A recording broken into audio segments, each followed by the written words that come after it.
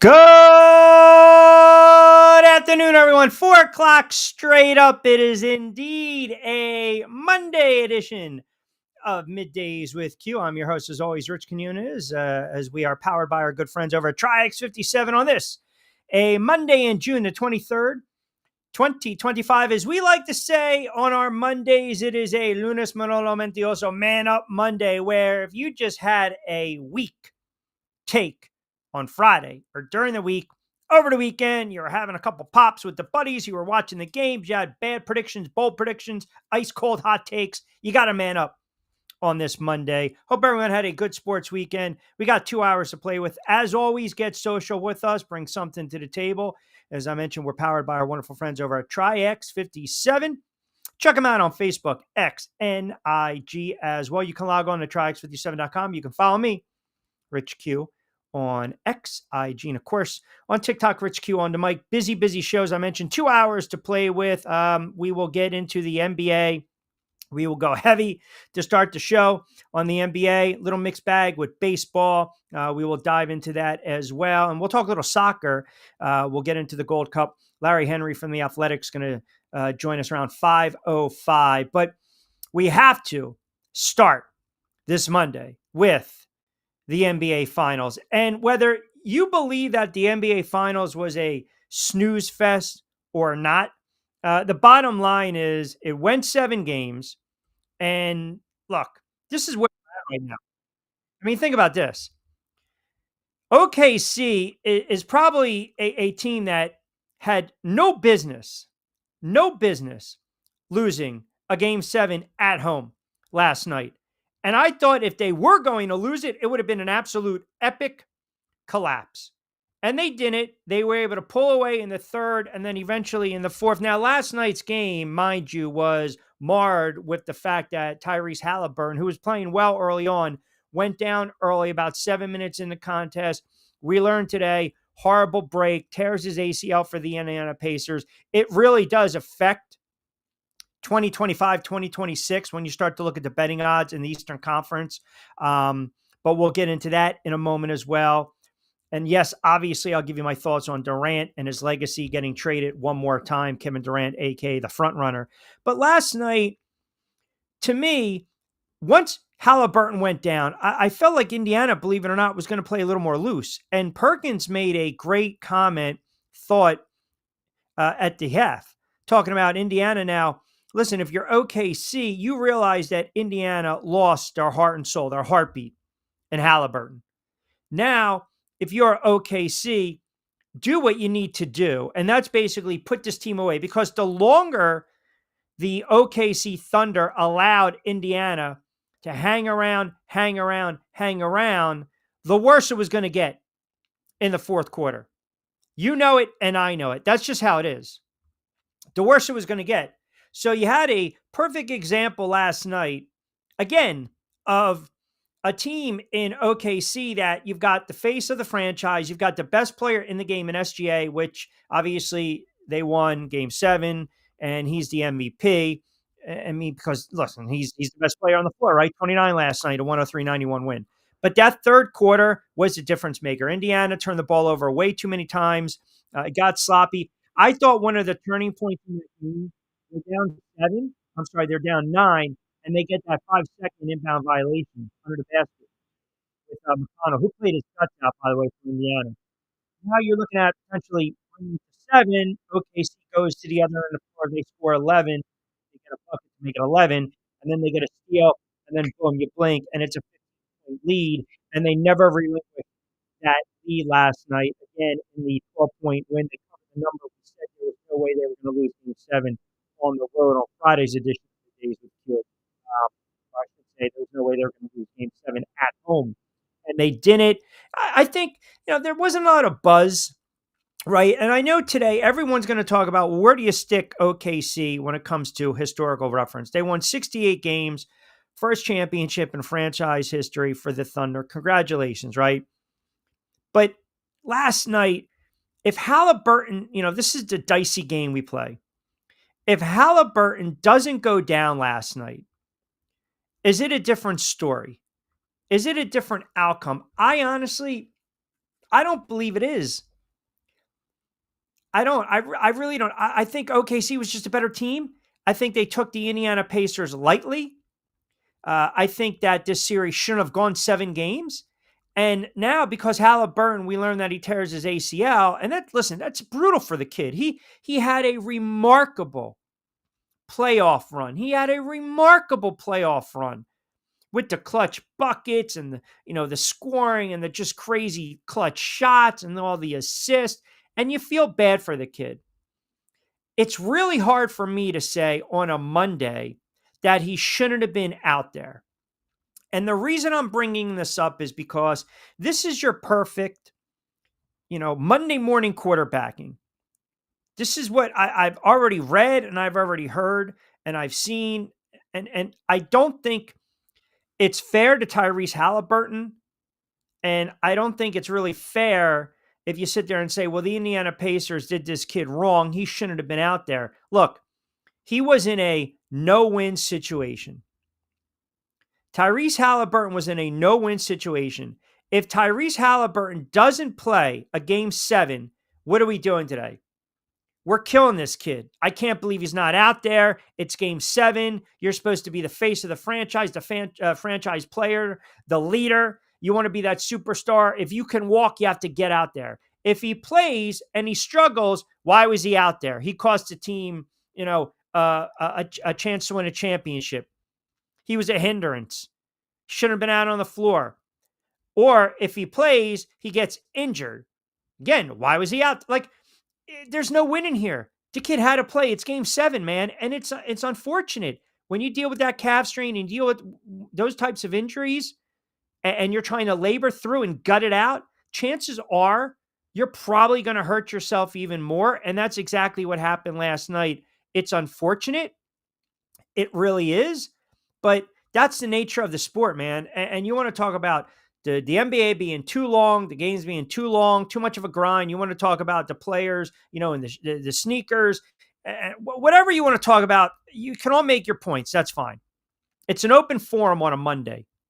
But the bottom line is this. If this kid doesn't go out there and play, the media is destroying him. The media is absolutely destroying him. That is not a fact. That is beyond a fact, if that's even possible. That's the God's honest, push me to the edge of the cliff truth. This kid would have been crucified. And it's really unfortunate. And look, it does change the complexion of the Eastern Conference. Tatum going down with Boston, now Halliburton going down with Indiana. It really does. And the kid was playing well early on, but you just saw Indiana had too many turnovers. They didn't have any rhyme or reason. And OKC started to ratchet up the defense, flex their muscle a little bit. McConnell was going off last night. You need it more from Siakam. You need it more from Turner. The role players had to step up. They didn't. And OKC was just a better team. They were just a better team. They won 68 games. They were, again, the best team from start to finish in the NBA. And kudos to Jonathan Martin, who called this 2 years ago. Watch out for OKC with some of the moves that are making. And listen, give Indiana credit, man, because for a team that won 50 games, and a lot of people thought they weren't going to get by some of these teams in the playoffs. A lot of people thought they weren't going to get by the Knicks. A lot of people thought they were going to get swept by OKC. They stole game 1. Now it's a gentleman's sweep. Well, it's not the case. Took them to game 7. They just didn't have the horses. They didn't. They just did not have the horses to compete with OKC. And that happens sometimes. It really does. So you got the NBA Finals in the books. We'll get into the odds on early betting line. I mean, obviously, OKC's got to be the favorites. We'll open it up as we typically do. I also want to get into this Kevin Durant, because Kevin Durant, I think we're at the point right now when you start to talk about Kevin Durant. And Kevin Durant, to me, has almost become like a nomad, right? He's becoming this nomad because it's almost like wherever he decides to wear his hat. And at this point, listen, man, I'm almost at the point where you got to start to get into his legacy. Do you not? You have to. You have to start getting into his legacy because he is just a guy that is a front runner. He really is. He really is. At the end of the day, he's a front runner. I mean, Kevin Durant, if you think about it, it's one of these situations where every team has tried to make it work with Kevin Durant. Every team, every stop, it seems as though they've tried to appease Kevin Durant everywhere. And when it doesn't work out, Kevin Durant wants to bolt. Kevin Durant wants to force the hand. Kevin Durant wants out. Kevin Durant is an all-time great, but Kevin Durant is a selfish player. He is a flat-out selfish player. Kevin Durant does not care about you. He doesn't care about his teammates. It's about Kevin Durant. What's my best shot? What's my best chance to get another ring, right? If I can't join him, if I can't beat him, I got to join him. And you can't tell me today that Kevin Durant, his legacy is not taking a hit. I mean, you can talk about his legacy in Phoenix, which was a cup of coffee. You wouldn't say it's simple and complex. You want to talk about his legacy? You know, that Seattle OKC franchise, Golden State, Brooklyn, cup of coffee. He's becoming that player that's probably going to bounce to another team. 5 teams in an NBA career. And the closest he's ever made to making a deep playoff run in Phoenix was 2023 in the second round in Denver. Right?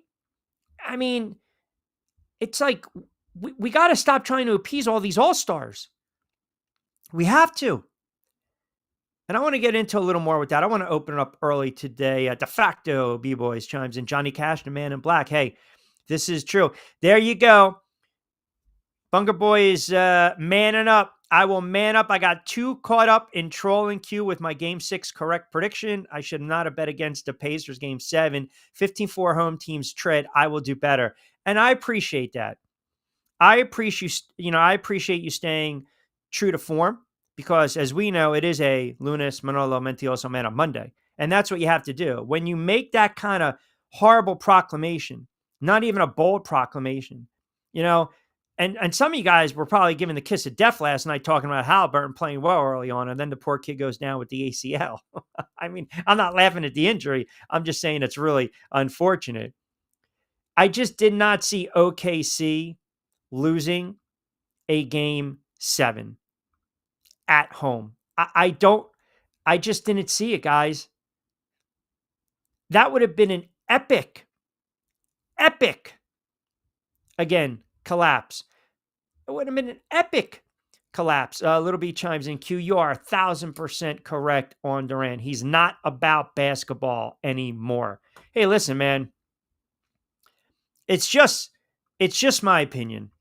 It's just my opinion. I don't believe for 1 second that Durant, at the end of the day, really cares how he's viewed, right? And if you're talking about, if you want to talk legacy, right? We always talk about it. If you want to talk legacy, then I also believe you can stay in one place or 2 places, okay? And you can build your legacy from that. You really could. And Durant right now is becoming the guy that, you know, okay, I got to get another ring. I'm chasing. Like it's only a matter of time before Kevin Durant gets tired in Houston. That's a fact. It's only a matter of time. Because that's who he is. And unfortunately, this is where we're at in sports. And this is kind of where we're at in basketball. Guys will chase. And it was a haul. I mean, think about it. The Rockets trade for Durant, okay? And I'll get you the deals of it, but you're putting all your eggs once again, all your eggs in this, Durant deal. And you're thinking, okay, now you got to change the complexion of the Houston Conference, the Western Conference, if you're the Houston Rockets. A team that won 52 games, mind you. A team that won 52 games. So it's like, you want to sit there and say, this guy at his age, he's still averaging 26, 27. No doubt. No doubt. Can he be productive? Yes. Was it a good trade? Of course, because you got a future Hall of Famer. But how long do you sit there and say, all right, we're going to leave this window of opportunity open? Because sometimes it gets shut so fast. So once again, you're making this big, big move and you're banking on this one player to what? Be fully engaged? Right? I mean, think about it. I'm not going to tell you he can't play anymore. Of course, he can play. He plays at a high level. It's a blockbuster deal, man. You send Durant to the Rockets, Jalen Green, Dylan Brooks, the number 10 pick in this year's draft, 5 second-round picks. That's a haul for Phoenix.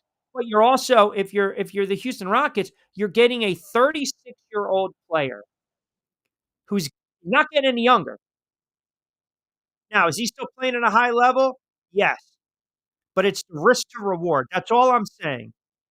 The risk to reward.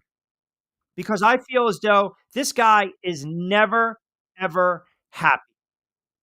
Ever. And I feel he's only happy when he's miserable. Halliburton was on the verge of taking over. He was. He was. Corporate Kevin Durant, all about the money and himself. Listen, how do you argue that?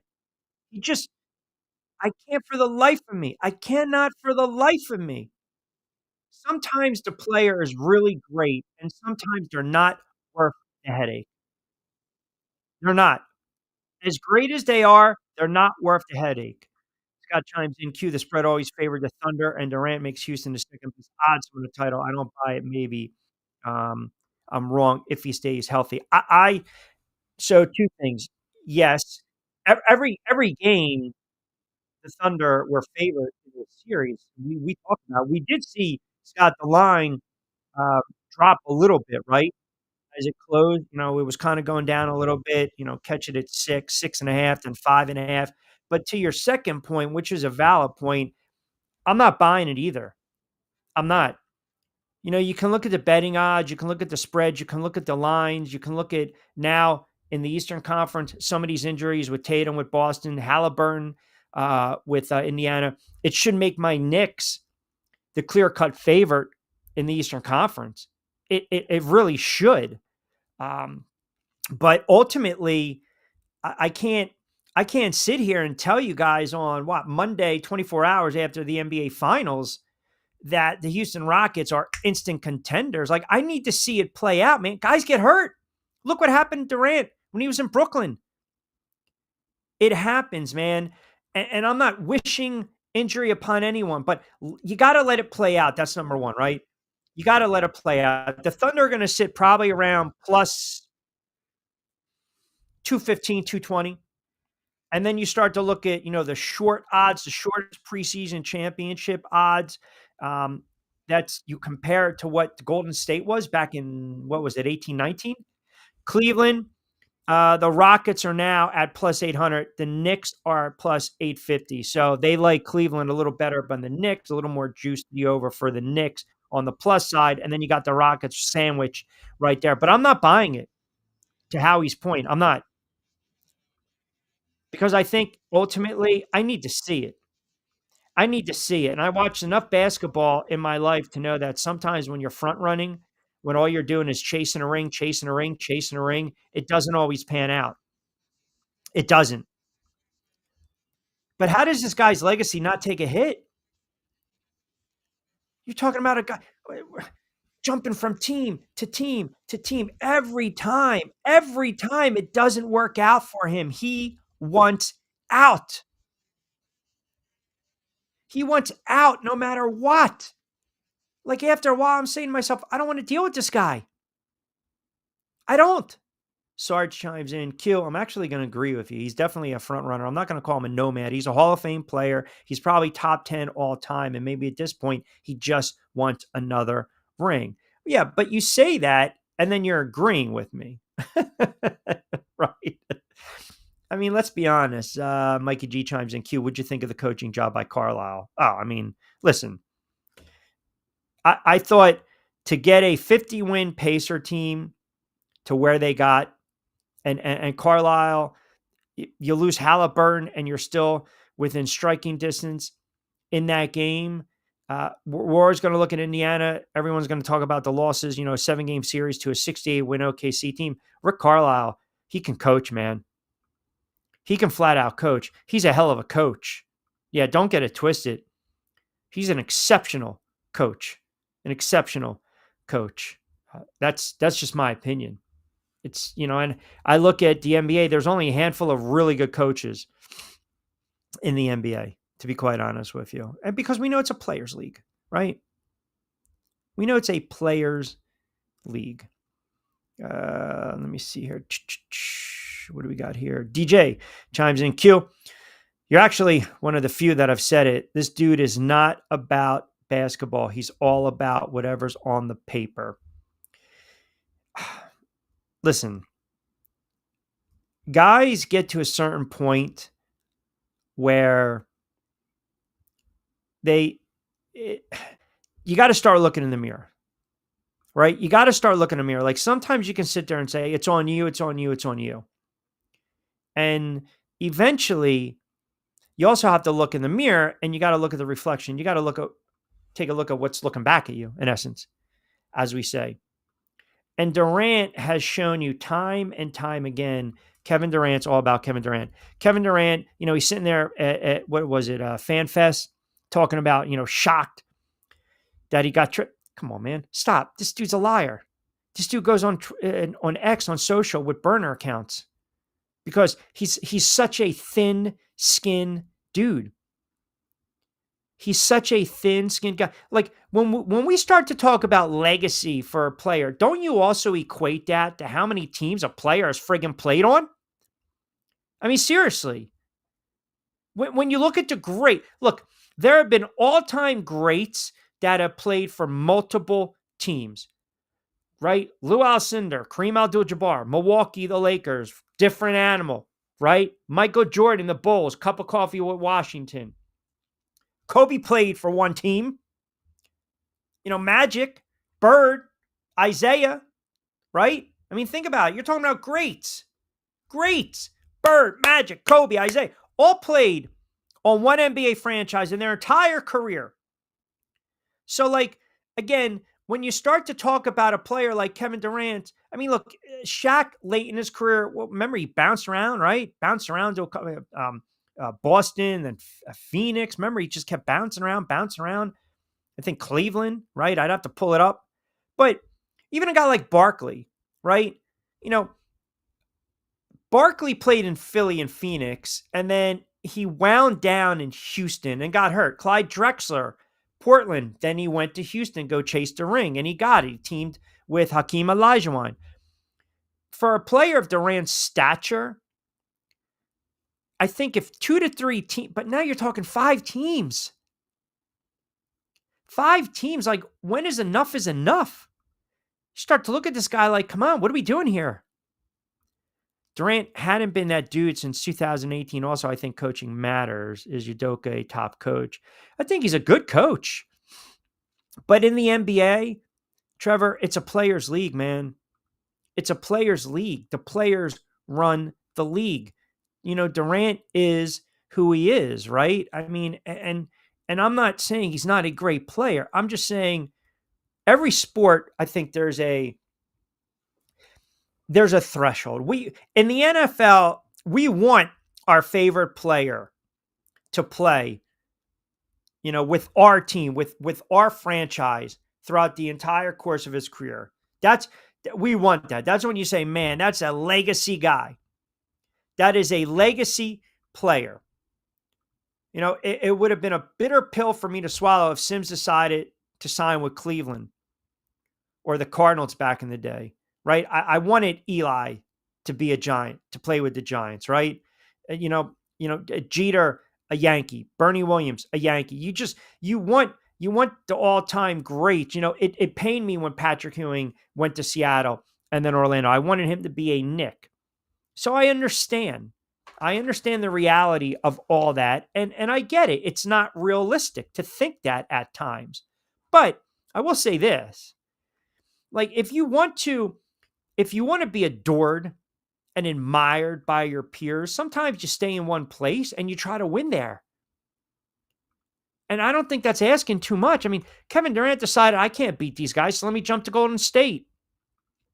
Then he had a cup of coffee with Brooklyn. Then he goes to Phoenix. So I'm going to keep appeasing you, and trying to build around you, and then you're bolting. And that's not good with sports, right? It's you look at the cup of coffee with the Nets and the Suns, and I think it hurts his legacy. I think it hurts his legacy. It's just my opinion, man. It's my opinion. And Kevin Durant doesn't care. And that's the problem. He doesn't care. He just doesn't. And you can sit there and say, under the microscope, 100%, look at Brooklyn, Phoenix's situations that didn't work out. Okay, fine. But then go back early in your career and then Golden State, like front runner. TJ chimes in, Q, I'm not going to say he's a front runner. I'm not going to say it hurt his legacy. You can't be an all-time great and then diminish someone's legacy. You can. Look, this guy is still at his worst, probably one of the best 20 to 25 players in basketball. And at best, he can be top 10 to 15, right? But he's 37. And the problem is, he's going to want a contract extension. He's looking to get paid, which tells me it's not going to be the last stop. It's just not. And that's the problem I have, because eventually you got to sit there and say, the money be damned, I want to win. I want to build something. And I understand it's not where we're at in sports. It's not. And this is not the old man on the porch. I'm not shouting. I'm telling you that if I'm going to take this dude serious, then, stop jumping from team to team to team. And I understand, back in the day, guys get released, vets, and they have to latch on, right? I'm sure it was painful for people to see Joe Namath in a Rams uniform, or Franco Harris, if you're a Steelers fan, in a Seattle Seahawks uniform, right? LaDainian Tomlinson, Chargers, then the Jets, Wayne Gretzky. We talk, do you guys even remember Wayne Gretzky played for the St. Louis Blues? Maybe you didn't. And maybe you're saying, hey, well, you're making your own point, Q. No, I'm not. I'm saying that if Durant would have stuck in OKC or Golden State and just tried to win in Brooklyn, then I'm telling you, again, he's viewed differently. And I even go a step further. When you start to wear like a bunch of different jerseys, Shaq played in Orlando, was dominant, won rings in Los Angeles, went down to South Beach. There you go. Won a ring, right? If you think about it, if Shaq would have just kind of stayed where he was at, right? Just stayed where he was at, then I think we say, okay, man, here's a guy that talk about the legacy intact. But everyone knows that it was all about the run with the Lakers. And then obviously he had to win with Miami. And that should have been it. But you remember sometimes these guys in all these other different uniforms, right? He's always been around talent. They call it LeBron a lot. He does it too. LeBron, the same thing. Yeah, you're right. I mean, you can't sit there, right? Because LeBron's bounce. The same thing. It's a fair point. It's an absolutely fair point. Durant couldn't get a ring with that stacked roster in Brooklyn. He's not past his prime because he's averaging 27 a game. He's getting older. And remember, Brooklyn, that was just a debacle. That was when Durant signed with Brooklyn, they kind of knew they were also getting a player that was not 100% at the time. Remember, because he was banged up. 2018-19 season ended. He suffered the Achilles injury in the NBA Finals with the Golden State Warriors. He signed that deal with Brooklyn in 2019. He missed the entire 2019-20 season. So you just kind of knew. That, maybe he wasn't going to be the same player. But again, great players bounced around. But if we're going to talk about building your legacy, right, defining your career, or having that career-defining layover, that career-defining stop, one or two places, man, You start to get to 3 to 4 to 5, then your legacy takes a hit. Then you're just a compiler. You're a guy that's just basically, yearly Reynolds from time to time, a year here, a year there. And we're allowed to question that. We're allowed to question that.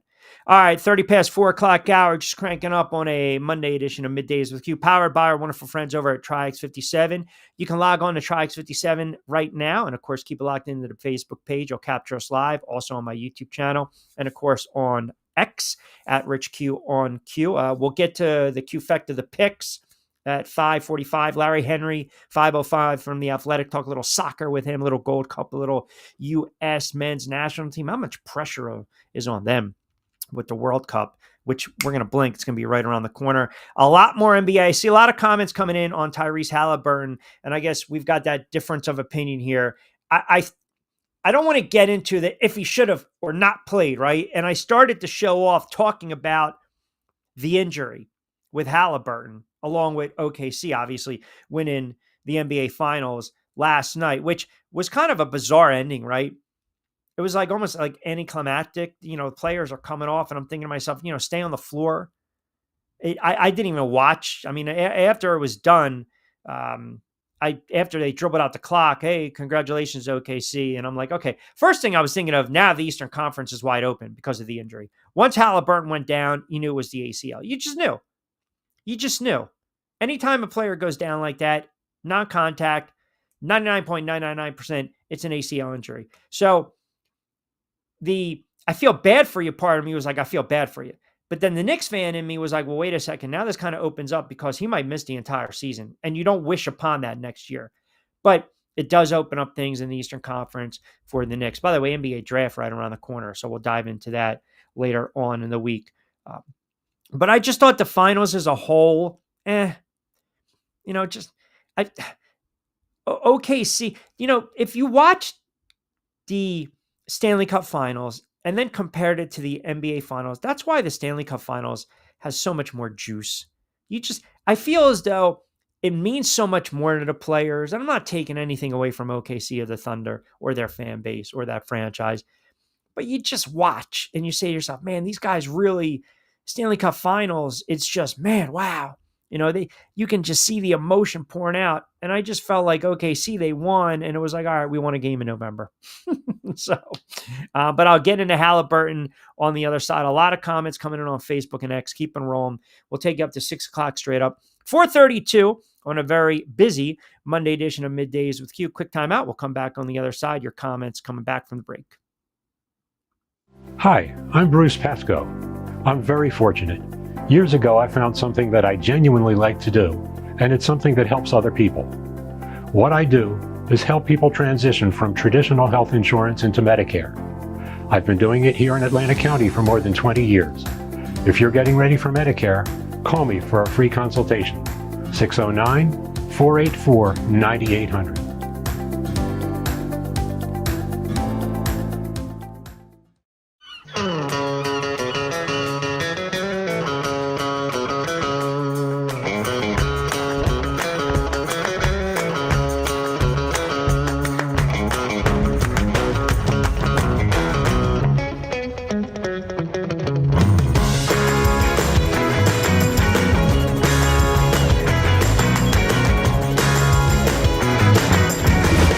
What the Down Beach Seafood Fest is all about. It's about community, it's about friends, it's about culture, right? The food culture in Atlantic County is rich.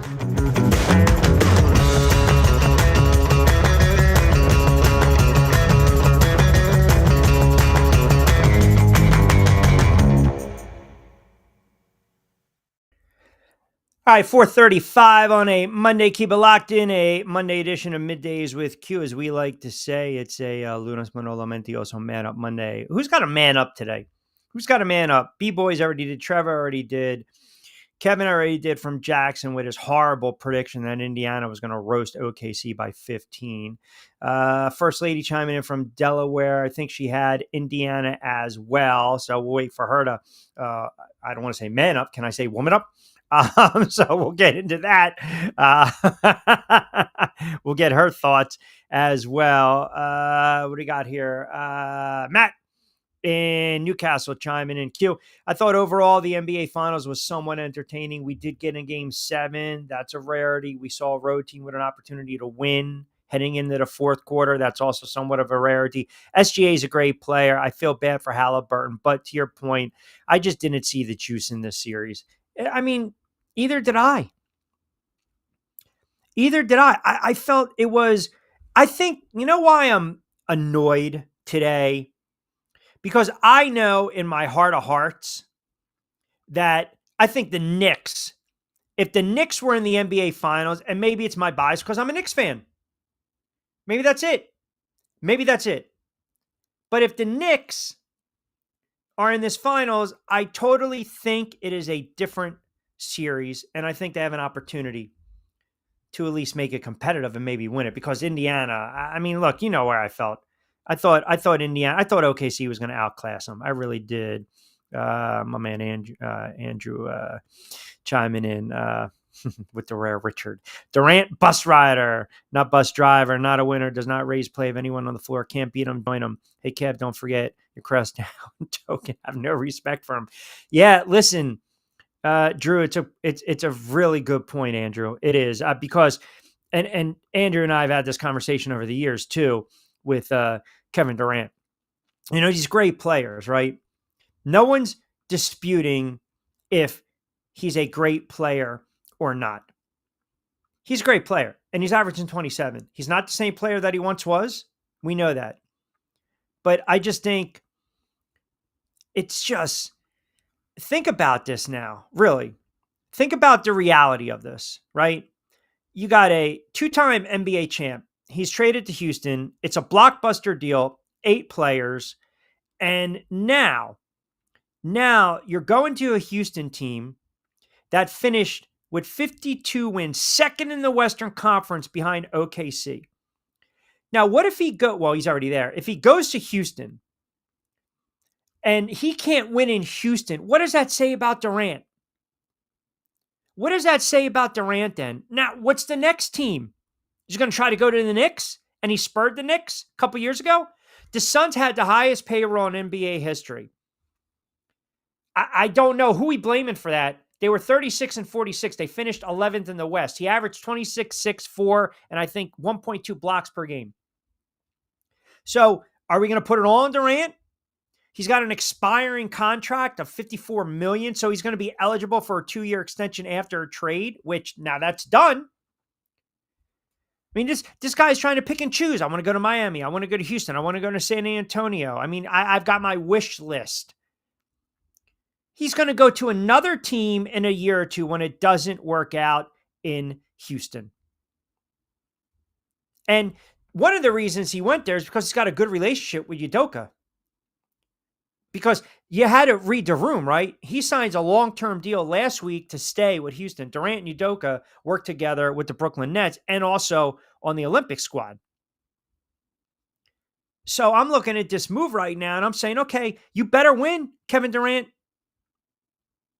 You better win right now. If you don't win, I don't want to hear it anymore. Then your legacy really takes a hit and you're just an all-time great who just bounced around to play 6, 7, 8 different teams. Like almost an afterthought. I can't put you in that top 10. I can't put you in that top 15. Sorry, I can't. Scott chimes in, does the fact that it's a players' league make the finals lackluster or not enough juice so much Durant steals the spotlight? Interesting point, right? Because Game 7, that's when the news breaks. It is a players' league, and I felt that this finals, I don't know. Look, we watch these games, right? Whether you bet on the games, whether you're a fan of either franchise, which we don't get a lot of Pacers and Thunders fans chiming in. Sorry, we just don't, not in this market. But as Hoops fans, we are watching it because we wanted to see something compelling. And after Game 1, Scott, I thought maybe it was going to be that gentleman's sweep. We talked about it, right? 4, forget about the sweep. Now it's 5 games, maybe 6. I thought OKC took Indiana lightly. I really did. OKC is a very immature team. Last night, There were moments in the game where you're up 14, 15, 16 points, and they're chucking up threes with under 6 to go. Like, milk the clock a little bit. You get a rebound, it's knocked back out, and then they take a three-point shot. They're not even trying to, like, milk the shot clock a little bit. Like, don't give Indiana any opportunities. Just hang around, hang around, and hang around. And they did. Sometimes you gotta pull the ball back. You gotta take it beyond the perimeter, right? Sometimes, you know, get your guards to do what they do, penetrate and kick and go inside. You don't need to settle for all these jump shots when you're up like that. But that's just their style. That's who they are. But it also showed me lack maturity. And who knows if Indiana is I don't know, say that's Boston. Maybe they're not doing that. And SGA played well. He deserved to be the MVP. He was very consistent in the series. Closeout game at home, game 7 to win a title, 29 points. You can't ask for more from your best player. You can't. Siakam had an off night for Indiana. He needed to lead them when Halliburton went down. Turner didn't do anything. Turner was horrible last night. He was a defensive liability. He had turnovers. He was minus 12 on the floor. Nemhart played, got some, like I call like late filler buckets, if you will. Obviously, Halliburton goes down 7 minutes in the contest. McConnell played really well. I felt for TJ. He played really well. I mean, he had that stretch. They couldn't stop him. They couldn't guard him. That offense was run a little different with Halliburton not on the floor. But where Indiana lost that game is when they had those bad turnovers in the third quarter. They had 21 for the game in total. And they had them at the most inopportune times. And I thought that one violation, that turns a potential 7-point game into an 11-point game, and then OKC hit a 3, and then they got a steal, and then they're up by 15. Like, that was a momentum changer, and that was based off transitional buckets because of the turnovers for Indiana. Like, that's one of the difference. You cannot turn the ball over. In a game 7 at home, OKC had 7 turnovers. That's how you win championships. That's how you win championships. You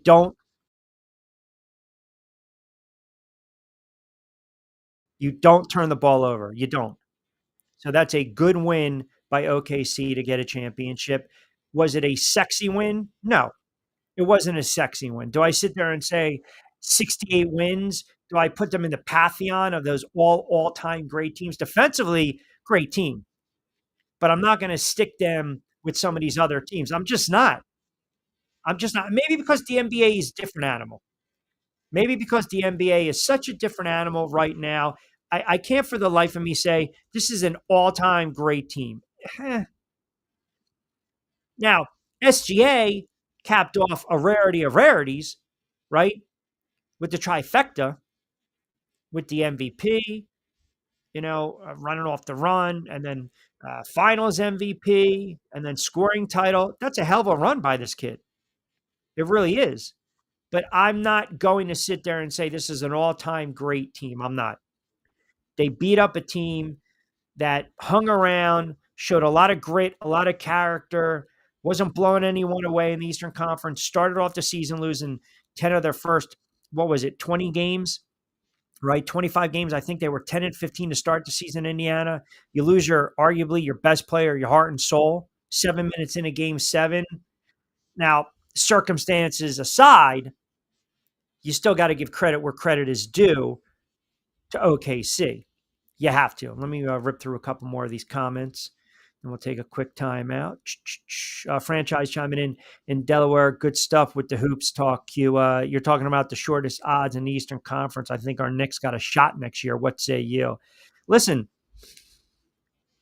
Halliburton goes down. He might miss all of next season. Tatum goes down. Long time to recover. You got the issues with Milwaukee and Giannis. 76ers, we already know that franchise right now is in flux, right? Depending upon what they're going to do with the number 3 overall pick. Indiana, as I mentioned, no Halliburton. Detroit, young team on the rise a little bit. Boston, veteran team, but no Tatum. Cleveland, we saw what happened to Cleveland in the playoffs. Am I scared of Orlando? No. Am I scared of Miami? No. Atlanta? No. Chicago? No. And then you got the bottom feeders. So, yeah, it's right there. The Knicks will head into the season next year with a lot of juice, a lot of championship aspirations. Because aside from, I can only speak as a Knicks fan in this regard, right? When the mic's off, if you go back to when Jordan had the cup of coffee in baseball, that was the Knicks, going into those seasons, the anticipation was they're going to win a championship. And we saw what happens.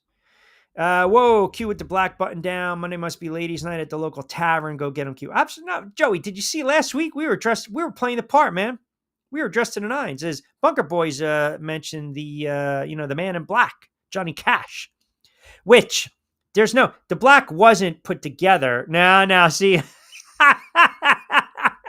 I knew that was about to come out.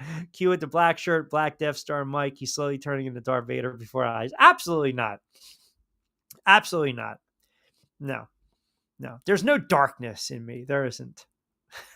And then the local tavern, but the one local tavern that's around here, which was supposed to be open 24/7, is not even open 24/7. So go figure, right? Kevin and Jackson chimes in. Q, spot on with Durant. I can't stand the dude. All he's doing is chasing rings right now. He's a me type of player. Yeah. Durant doesn't care what anyone thinks, but yet Durant will go on social and Durant will have burner accounts. Like, go figure, right? TJ chimes in from AC.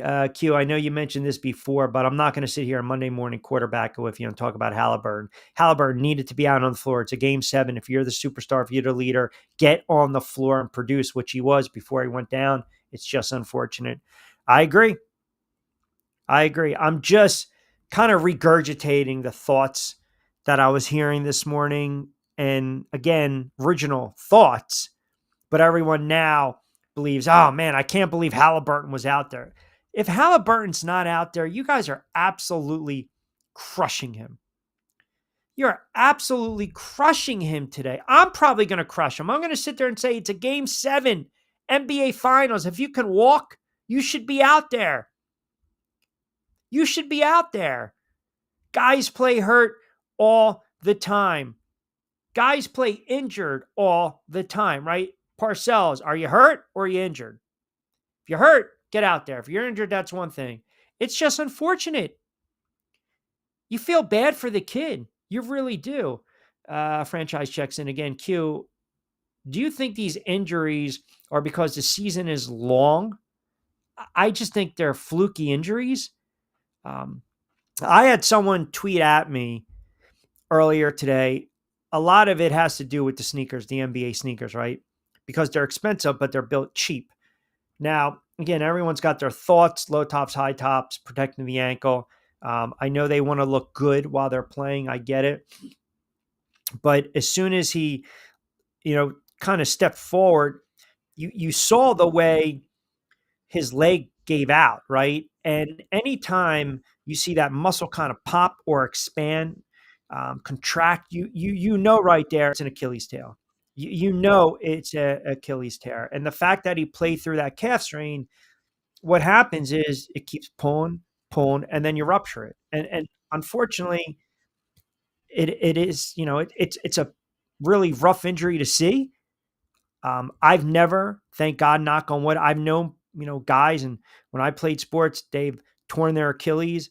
From what I hear, an extremely painful. You feel like, you just got shot. You try to get up, but you can't get up. You can't put any weight. I don't know how much of it has to do with the sneakers. I know that they aren't expensively made. If you understand what I'm saying, like they're expensive, but they're really not, put together the best. Some of these sneakers, they're not. And maybe that, has to do with some of these injuries. I mean, how do you explain, what was it? 3 players have gone down with Achilles injuries in this postseason alone. I think, by the way, I think they all were the same number.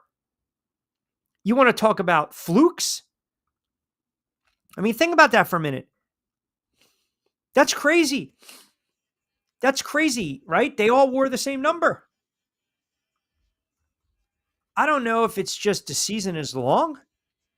I don't know if, what was it? Lillard Halliburton and Tatum. That's crazy. And they all wore number 0. That's a revelation on a Monday, is it not? It's just unfortunate. A guy goes down and it's a tough injury to deal for him. It really is. And you just want the kid to recover. Let me get a couple more in here before we take a timeout. A lot of Durant chiming in. OKC. Mike in Ohio chiming in. Q, I don't think the finals had any juice because it was 2 very small markets. If that's LA, Boston, LA, New York, we're having a different conversation. Yeah, it wasn't a I didn't see the finals just yet, but I don't think it's fair to sit here. So Tom and Summers Point saying, Q, it's pretty simple. You got to shorten the playoffs or the NBA season. You're not going to do that. You're not. This is classic Monday morning quarterbacking. Now everyone's going to sit there and say, because a player gets hurt, who was already dealing with an injury, mind you, we have to shorten up the playoffs. We got to make them 5-game series. Forget about 7-game series. It's not happening, man. It's not. It's not. There's too much money involved. Then all of a sudden you got to shorten up. We're talking about these games. You're talking about commercial inventory, right? So which makes the spots 30, 60 seconds are going to be even much more expensive. You're talking about streaming rights. You're talking about the network saying, hey, well, we were thinking we were going to get the season to stretch to X, Y, and Z, and now it's not. This is all Monday morning quarterbacking because the kid goes down. And like I said, it's unfortunate, but it happens in sports. What happens, for years it was you got to fix something with the kickoff rule. Well, guys get hurt all the time. All the time. All the time, period. So who does this draft class need help most in the Eastern Conference? Well, we don't know what the Sixers are going to do at number 3. I mean, the Ace Bailey thing is, it's from what I hear, it's getting like really bizarre, right? Like this, he's kind of like the mystery man, right? I mean, is it possible this kid's dropping outside the top 5? I think, look, the Sixers still have Embiid. You got a veteran in George. You got Maxey. You got a young nucleus of players. We know the Mavericks. We know what direction they're going, right? They're going to go Cooper Flag. Then you've got Harper. You've got Bailey. I don't know where the Sixers are going to go. And if you think about the draft order, if you're going top 10, you have what? What do we have? 3 teams in the top 10. You've got the Sixers at 3. You've got Washington at 6. You've got Brooklyn. Where the heck is Brooklyn? Brooklyn's top 10. And then Charlotte, I believe, right? So you've got the Sixers at 3, Charlotte at 4, Washington at 6, Brooklyn at 8. Oh, and Toronto at 9. Okay. Sixers, you got to get a healthy and engaged Embiid. And whether it's going to be Bailey, whether it's going to be Harper, I mean, it's all contingent upon Embiid's health. Charlotte's got some young players. And I think Charlotte needs to go. I think you're talking about Charlotte. They can always use another perimeter scorer. They can always use another shooter. Washington, they're a really bad team. So I don't believe, where they're drafting and who they get is going to make them jump from 18 wins to 40, if that makes sense. And then Toronto. And we don't know what direction Toronto is going to go. I mean, you look at all these mock draft picks in the NBA, it's really hard to figure out. We know one thing. We know exactly what the Mavericks are doing. We know exactly what Dallas is doing. San Antonio, it could be Harper. Jonathan Marshall joined me last week. He thinks the kid from Baylor is going to go to the Philadelphia 76ers, which means what? If Charlotte turns around and they get the kid from Texas, who's that ideal scenario, right? You get the kid Trey Johnson. if he's there. Because if the Baylor guard is gone, then as I mentioned, they need another shooter. So Johnson's going to be there, which now follow me. I mean, who's dropping here? Ace Bailey. Does he go to Washington? Maybe. Does he go to New Orleans at 7? I don't know. I think the Nets are right now. The kid stock that's rising is the kid Carter Bryant, Arizona. That's the kid you got to watch. He's going to be a top 10 pick. He's going to be a top 10 pick. And the question is it going to be a good long-term bet? And that can be at 8 to Brooklyn, could be at 9 to Toronto. All right, quick timeout, fast approaching 5 o'clock. We'll talk a little soccer on the other side. My guy from The Athletic, Larry Henry, got to get into this Gold Cup and also U.S. men's national team because I feel as though there's so much pressure on this team, not only right now, but obviously next summer. And I want to get his kind of overall thoughts on where they're at right now. There's no buzz. There's no buzz at all. We'll get into some baseball as well around 5:20-ish. We'll get to more comments. Keep it locked in. It's a Monday edition, Middays with Q, almost 60 in a book, 60 to play. We'll take you up to 6 o'clock straight up. Quick timeout. We'll come back on the other side. Hi, I'm Bruce Pascoe. I'm very fortunate. Years ago, I found something that I genuinely like to do, and it's something that helps other people. What I do is help people transition from traditional health insurance into Medicare. I've been doing it here in Atlantic County for more than 20 years. If you're getting ready for Medicare, call me for a free consultation. 609-484-9800.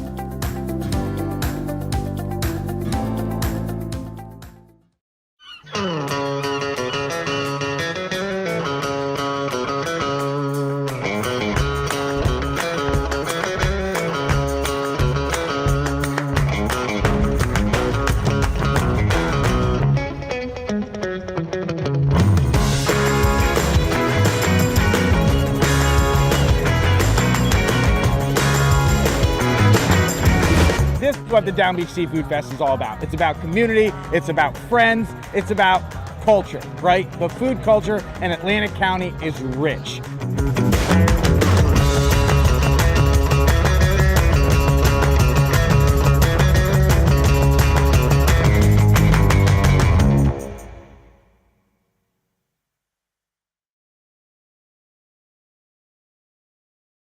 All right. 5 o'clock straight up on a Monday edition, Middays with Q. Rich Quinones here. We will take up to 6 o'clock straight up. A lot of comments coming in on X and Facebook. I want to try to rip through these. So you guys bear with me for a moment. What do we got here? Ducks fan 16 chiming in. Q, I'm not going to start to sit here and say that guys that are Hall of Fame players or legacies take a hit. How many players have we seen wear 4 or 5 uniforms throughout the course of their career? Yes. Again, I'm not arguing that fact. I'm not disputing that. But what I'm saying is it's fair now when you have a player that's been a front runner. It's fair now when you have a player that was like, hey, I can't beat him, I got to join him. It's fair now when you have a player that it seems as though every stop he's made over the last several stops has not worked out. Is that the player? Is it the stop? Is it the environment? Is it the way the team's been presently constructed? I mean, that's my point. Eventually, I mean, look, if you're talking about guys in the NFL that are chasing rings, that's different. Guys are chasing rings sometimes. You rarely see Hall of Fame quarterbacks wear 3, 4, 5 different jerseys. You don't. Tom Brady, exception to the rule. Peyton Manning, exceptions to the rule, right? You know, Brett Favre, late in his career, Jets doesn't work out, Minnesota, I'm just hanging on. Aaron Rodgers, Jets doesn't work out, Pittsburgh, I'm just hanging on. But we're going to know at the end of the day, we're going to sit there and say with those quarterbacks, Brady's a Patriot. Rodgers and Favre were Packers. You know, Peyton was a Colt. So that's even like Montana. You know, Montana still had some good football left. But he realized that he was not going to be the starter anymore. There's a difference in the NFL. Steve Young, he emerges. Montana goes to KC. It's totally different in the NFL. And in baseball, guys do it because they're compilers. They just maybe they want to turn around, they want to get that 3,000 hit, and they bounce around to a couple clubs. We see it. We see it all the time. And I think what's ruined the sport of basketball, what's ruined the NBA, was this notion of the super team. It's ruined it. It's absolutely this notion of, I got to go latch on. I got to go play where my friends are. It's I got to call these guys up and figure out how I can get one more ring. It's ruined everything. It really has. Man, back in the 70s, 80s, 90s, I'm sorry, these guys are not calling up each other and they're saying, hey, come play with us. They're not. They're not doing that. They're not. Jordan wasn't calling up Isaiah. Bird wasn't calling up Jordan. Bird wasn't calling up Isaiah. Hewing and Oakley were calling up Hardaway, Marley. They weren't calling up Reggie Miller. They weren't doing that. These guys are making a ridiculous amount of money. A ridiculous amount of money. Like you're talking hundreds of millions of dollars. So if you're going to commit, if you're Durant and you're going to commit, then guess what? Commit to the Nets. Try to make it work. If you're going to commit to the Suns, commit to the Suns. Try to make it work. It's not who he is. I'm not saying every player is like that. I'm not. But what I'm saying is that most of the time, a lot of these players, they just, they always believe the grass is greener. They always do. All right, 5 o'clock straight up. Quick timeout. We will come back on the other side. We'll switch gears, talk a little soccer on this Monday. We'll take you up to 6. Keep it locked in on a Monday edition of Middays with Q. Hi, I'm Bruce Pascoe. I'm very fortunate. Years ago, I found something that I genuinely like to do, and it's something that helps other people. What I do is help people transition from traditional health insurance into Medicare. I've been doing it here in Atlantic County for more than 20 years. If you're getting ready for Medicare, call me for a free consultation. 609-484-9800. All right, welcome back. 5 o'clock straight up. Rich Quinones here. It is a Monday edition, Middays with Q, right here on Triax57, my YouTube channel and X, and of course on Triax57's IG, I should say on their X account, and their Facebook page as well. I feel the last time we spoke soccer with my guy, Larry Henry from The Athletic, is I think we were doing some MLS odds, if you will. Now look at you. You're in The Athletic. You're the big time. You're getting ready to cover you're covering the Gold Cup. You got MLS, you got the World Cup coming up. What's going on, my friend? It's been a while. Hey, Rich. Thanks a lot for having me, buddy. Good to see you. Yeah, it's been a while. I don't even remember the last time we were talking about MLS. I'm telling you, I think we were talking. Yeah, we were. I think we were doing some odds on 1490. We were trying to break down some gambling odds on a couple of things. All right, let's get right to it. So.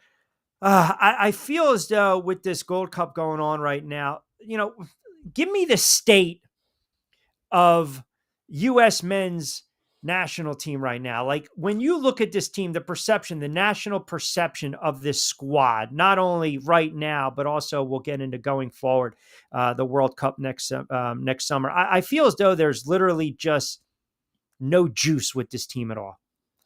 No, I think you're right. I know the Gold Cup's going on right now, and they've advanced. They've topped the group. They're heading into the quarterfinals of the Gold Cup. But right now, there's, I think it'd be more exciting if the World Cup wasn't in the U.S. and they'd have to go through a qualifying cycle and they'd have to play some competitive matches other than the Gold Cup. I mean, looking at it, this is the last competitive tournament they have until the World Cup opens up next summer on our shores in the U.S. and also in Mexico and Canada. So there's not a lot of time for this team to really there's no real hiccups for them. They have to kind of keep this winning train going, hopefully bring home the Gold Cup trophy, which is going to be tough.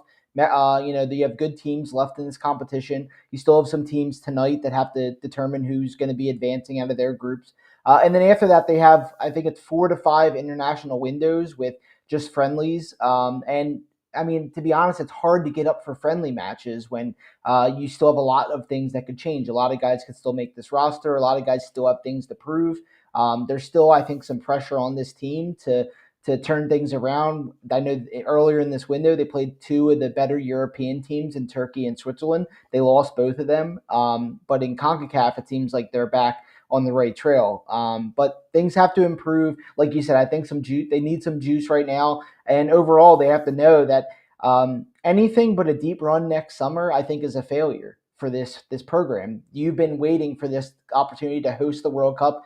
That we're less than 365 days. That's going to be here before we know it, and that pressure, I think, is going to rise up again if this team doesn't perform well in the competition. Mexico drew a 0-0 with Costa Rica on Sunday night. Obviously, to win Group A, they'll play the Saudis in the quarters. United States beats Haiti to win Group D. I mean, it wasn't pretty. You can sit there and say you can kind of cap it off a perfect group stage. Okay, fine, you get the top honors Group D, but it wasn't. I feel as though this team kind of is playing with fire, and there's always seems to be some drama with this team. Now, let me ask you. Obviously, the move now, bringing in a new head coach in Pochettino, here's a guy that he's, an Argentinian coach in Spain, knows, obviously knows the game very well. Former players, look at the track record. I mean, is that the shakeup that they needed? I think so. I think there was ultimately going to be some pressure on U.S. Soccer to bring in a manager of Pochettino's pedigree heading into the World Cup. I mean, I think Greg Berhalter did a solid job with this program during his time, which was two different spells. He got them back to the 2022 World Cup, which ultimately that was the goal after failing to do so in 2018. He got them there. They reached the round of 16 before they ran into a really good Netherlands team. So I think the high point for Berhalter. They needed a new head coach. They needed somebody with the bright lights of the World Cup coming to the United States. They needed somebody who I think could take this squad to the next level. And I think there's a lot of guys in this squad, obviously that aren't in the Gold Cup right now. Christian Pulisic, Weston McKennie, Yunus Musa. There's several guys that are out injured. So I mean, this roster for the Gold Cup, I think you're going to be lucky to see maybe 4 to 5 of these guys in the Gold Cup roster that maybe makes the World Cup roster next year. And that's not a knock on a lot of the other guys. It's just the differences between the Gold Cup and the World Cup are very drastic. So I think hiring Pochettino was the right move. I think he's going to be obviously with this team through the World Cup, and then U.S. Soccer is going to eventually go, I think, into a different direction. Who knows with Pochettino? It sounds like he might want to go back and coach in Europe again someday. Maybe. Who knows? He played for Argentina. Maybe that's a goal of his to coach the Argentinian national team. But I think U.S. Soccer will eventually maybe promote a young American coach. We've seen links in the past with Steve Cherundolo, who's the current coach of LAFC, who will be leaving his position at the end of the season. I know Jim Curtin, the former coach of the Philadelphia Union, has been linked. Jesse Marsh, who is the coach currently of Canada. The U.S. Soccer could go a bunch of different ways, but I think this was definitely the shakeup, like you said. Yeah. So I look at it from two schools of thought here. I mean, you always want some type of consistency and stability, right? So like say they make a deep run here and all of a sudden the players are buying in, then we can make the argument, is a change really necessary, with the World Cup right around the corner, right? If that makes sense. I mean, you mentioned a couple names out there. What bothers me, it's the comment that you said. It's not the comment that bothers me, but it's the reality of it, right? So they had the friendlies against Switzerland and Turkey, 2 losses, combined score of 6-1 against 2 teams the U.S. needs to be better against, right? If they're talking about a deep run. If you can't get up for that, I think then that's an issue with the roster or the personalities. Yeah, I mean, like I said, I think this roster heading into the June camp was always going to look a little bit different because you have 3 guys right now who are currently at the FIFA Club World Cup: Weston McKennie, Tim Weah, and Gio Reyna. Those 3 are usually pretty locked for the U.S. squad every time they've been called in. Gio Reyna might be the only what if because he didn't really play that much with Borussia Dortmund through the season, and ultimately, if you're not playing a lot, you're not going to be getting called up. Christian Pulisic, got basically a rest after his productive season with AC Milan. He played 50 games, which was the most he ever played in a club season. Do, He do wanted you agree, not to cut you off, do you agree with Landon Donovan? He kind of ripped him for the commitment. For Yeah, lack it's hard to say, right? I mean, I think coming from Landon's point of view, I mean, he's obviously one of the best U.S. players to ever play, one of the best Americans.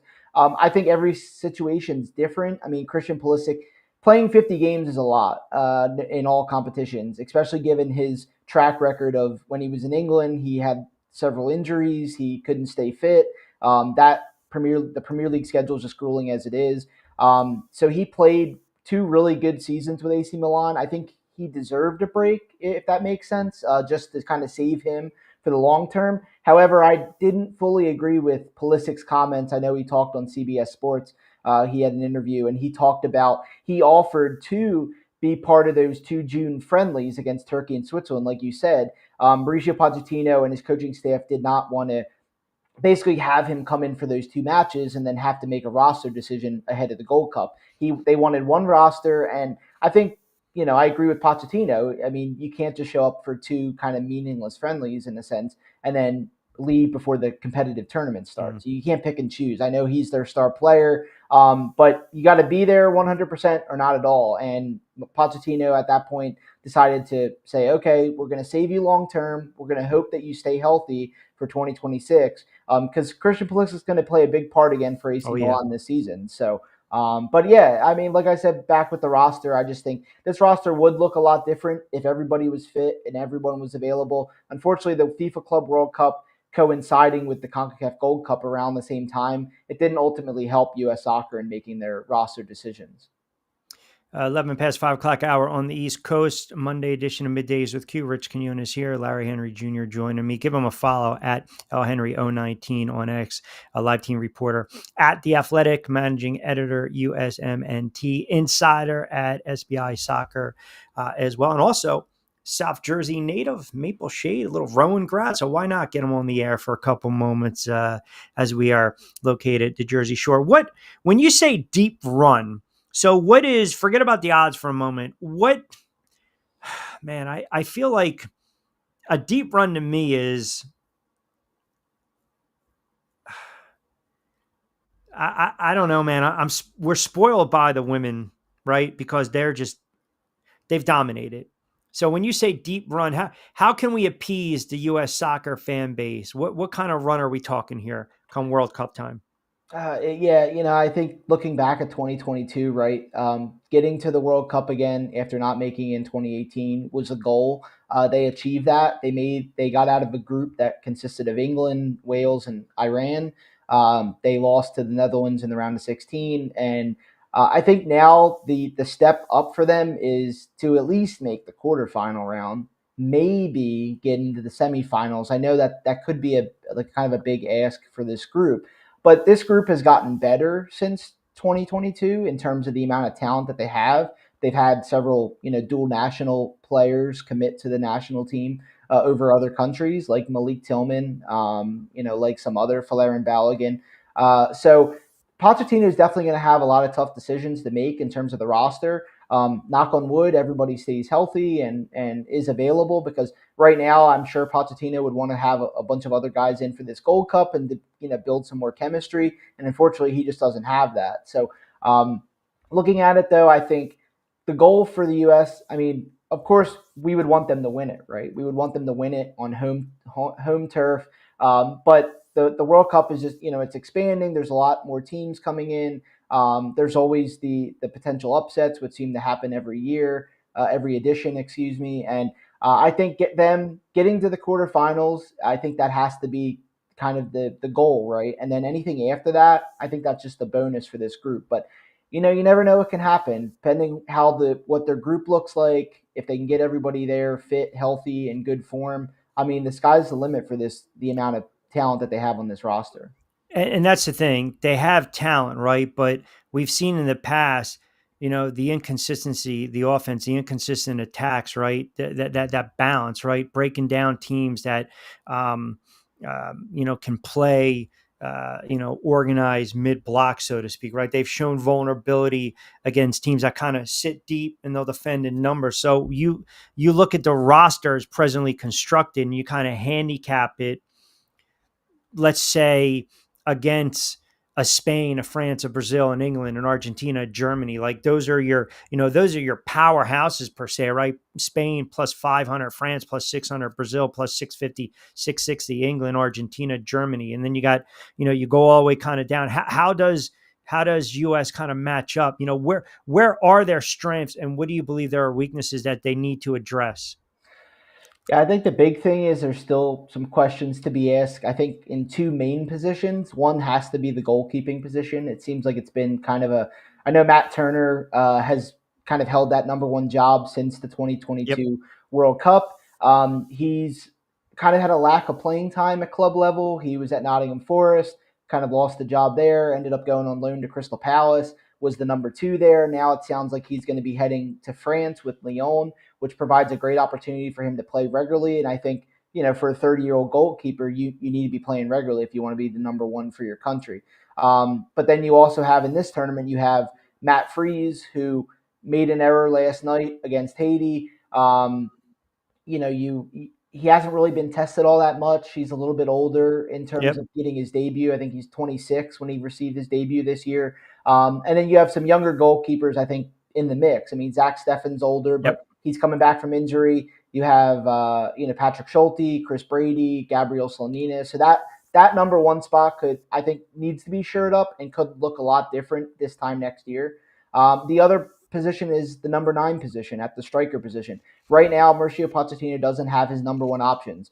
Ricardo Pepi's out injured. Falarin Balogun's out injured. Haji Wright just left the camp with an injury. Josh Sargent wasn't called in for the summer window. He hasn't scored a goal for the U.S. in over 5 years. So Patrick Adjaman from Charlotte FC is kind of grabbed that number one role right now in the Gold Cup, and he's relishing with it. I know he's missed some opportunities, but he scored the winner last night against Haiti. He's got 2 goals in the competition. I think it's 5 goals in 10 appearances for the national team. So I think it's right now it might be his job to lose for the summer.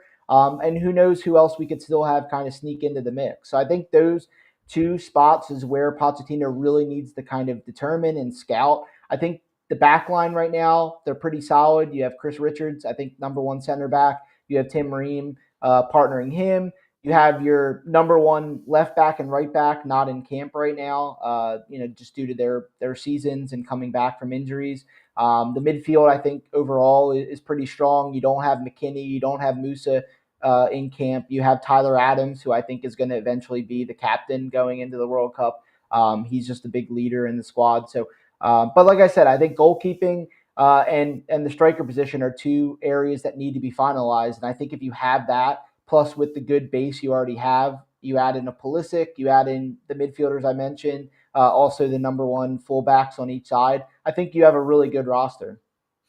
Good points, by the way, on the goalkeepers, right? Because if you have multiple goalkeepers, you really don't have one. I know Freeze and Steffen, they're PA guys, and Turner, I think, is a Jersey guy, right? Park Ridge. I think did he plays Crystal Palace, right? Didn't Woody Johnson just get a stake in them? Yeah. They Woody Johnson just got a stake in Crystal Palace. I know Crystal Palace was looking to John Texter. He's an American owner. He owns multiple clubs, and Crystal Palace is heading to the Europa League this season after winning the FA Cup. Unfortunately, they're being an owner of multiple clubs that are heading into that competition. He's also the owner of Lyon, who are in the Europa League. So for Crystal Palace basically to stay in contention to be in that competition, John Texter had to sell his shares, and Woody Johnson, kind of surprised by that, ends up getting the shares and is now a new owner of Crystal Palace. Before I let you get out of here, so loaded question. Right now, who's the best player in the world? Everybody, not American. Combine them, brother. Best player in the world. Oh, that's tough. I still think that Kylian Mbappe is the best player in the world. Still, yeah, I know he's had kind of that criticism, right, of going to Real Madrid. Kind of his attitude a little bit. I know he hasn't featured yet in the Club World Cup. I think he's been been sick or has an illness. But overall, I just think Mbappe is just a game changer, man. He does so many good things with the ball, without the ball. You see what he's done for France. He's already lifted a World Cup with France. So I think he's just a special player, and there's a reason why Real Madrid came calling. Unfortunately, he left PSG kind of at the wrong time because they ended up winning the Champions League and Kylian Mbappe didn't. So, but yeah, I think he's the best player. I mean, you can't count out guys like Ronaldo and Messi. I know they're older, but But they're getting older. they're older, but they're still. I mean, Ronaldo's still busting his tail for Portugal as they won the Nations League. Messi's still doing great things with Miami, helping them in the Club World Cup. But I would say Mbappe, I would say, it has to be number one right now. And then lastly, World Cup final is going to be held in Jersey, MetLife Stadium, July 19th, 2026. Right now, you look at these odds: Spain, France, Brazil, England. I mean, if you kind of short handicap it for us, I mean, who do you see winning it all next summer? It's tough, man. There's so much can happen. I think out of those four, right now, I think England's going to win it. I I was going to say, really you do. can give me England, you can give me Yeah, Argentina. Sure. yeah. I think if you had to pick a final, obviously we don't know yet with the groups and everything. I would say the final would be, I would say England and the Netherlands. I really like the Netherlands team. The squad they have right now, they've scored a bunch of goals in World Cup qualifying. They have a good head coach in Ronald Koeman. England, I think, they've been bit in the butt in a lot of competitions over the last few years. I think this is the year, the World Cup, that they finally put it together. And I know things are looking a little dicey with Thomas Tuchel. I know they've had some kind of disappointing results in terms of World Cup qualifying and some friendlies, but I mean that team is just really good. They're really deep, and they have time to turn it around. And I mean, just in other sports, I mean, anybody can get hot. It's a tournament. Anybody can get hot at any time, and if you're riding that form, good things can happen. So I like England. All right, that's not bad. I mean, a lot of people, I've seen a couple people already start to kind of lean towards England. Brazil sitting at plus 650. Um, Portugal kind of like that outside shot right there, plus 1200. But as you mentioned, eh, we're such a long way away where anything can happen. And God forbid, you get inconsistent goalie play, your best player, maybe your midfielder, maybe your striker goes down. One of these notable guys get hurt. You just never know how it's going to play out. It's going to be fascinating. I mean, I feel as though we're a year away, but man, for the US, it's like, it's getting late kind of early. Like I feel as though if not, you know, now when, because we've been spoiled. I mean, we know the popularity, obviously, of the sport, but we've seen the dominance of the women over the years. And it's like, all right, so many disappointments, so many early exits and bouncing by US men's. And it's like, okay, you know, you know, you almost got to revert back to, Mioli and Lawless, to just get a glimpse of, and Donovan and stuff like that, moons ago, where you're like, hey man, this is US men's national. This is the national team. This is soccer. But man, I'm telling you, I would love to see a very good showing by them, especially knowing that it's on our soil. Yeah, no, I'm with you, man. I think it's going to be big. I think it's been really cool this summer to see the Club World Cup and see just the energy and the atmosphere at a lot of those matches. I mean, we've had, at least for in Philadelphia, we've had over 150,000 people at Great draw. the first four games. We still have four more, and we have Real Madrid coming up on Thursday, which I think is going to be the biggest draw of the of Philadelphia's involvement in the competition. So I think this is just a good dress rehearsal of what it's going to look like next summer with the national teams, coming over here. And I think, U.S. soccer and its players know that, there's not much time to really kind of get to your A game. You need to get there and get there quick. All right. Where can everyone follow you and follow your work? On Twitter /X at lhenry019, and then like you said earlier, over at the Athletic, and as well as SBI Soccer, we're covering a lot of U.S. soccer, USMNT, and the Americans that play here and abroad. All right. We have to get you more on frequently so we can start talking odds too. Yeah, man, let's go. I'm ready, baby. I'm ready. All right. Well, look, man, great to have you back on. Appreciate you jumping on for a couple moments, and we'll do it again soon, man. Thank you. Thanks a lot, Rich. Appreciate it, buddy. Got it, pal. There you have it. My guy, Larry Henry. How about that? South Jersey grad, man. South Jersey guy doing good, covering the sport, writing for The Athletic. That's fascinating stuff. Excellent stuff. Got a lot of comments coming in on soccer as well. We will dive into that. I want to take a quick time out. We'll reset the table. 5:25 on a Monday edition of Middays with Q from our wonderful friends over at Triax57. Don't forget, get social with us. Triax57.com on IG and also on X. By the way, I threw out the question of the day.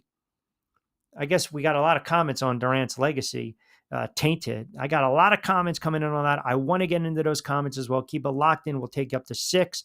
I see you guys, and we'll kind of filter through some of the soccer comments as well. Good stuff from Larry. He's very, very knowledgeable. Does a really good job covering the sport, and appreciate him making some time out of his busy schedule. Quick time out. We'll take you up to 6.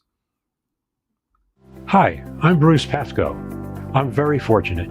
Years ago, I found something that I genuinely like to do, and it's something that helps other people. What I do is help people transition from traditional health insurance into Medicare. I've been doing it here in Atlantic County for more than 20 years. If you're getting ready for Medicare, call me for a free consultation. 609-484-9800.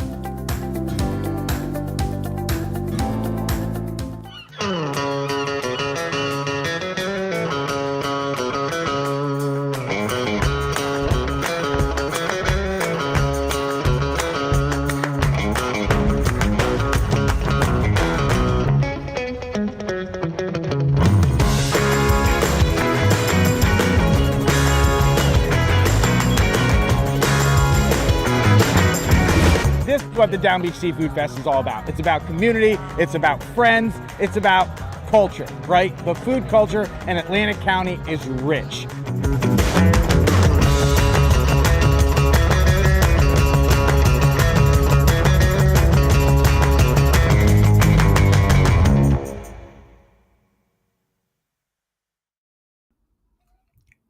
All right, 5:30 on a Monday. We'll open it up. A lot of comments coming in still on Durant, Halliburton, the finals, zero buzz. Couple here on soccer as well. Good stuff from Larry Henry. Appreciate him, as I mentioned, jumping on board. Ball 316.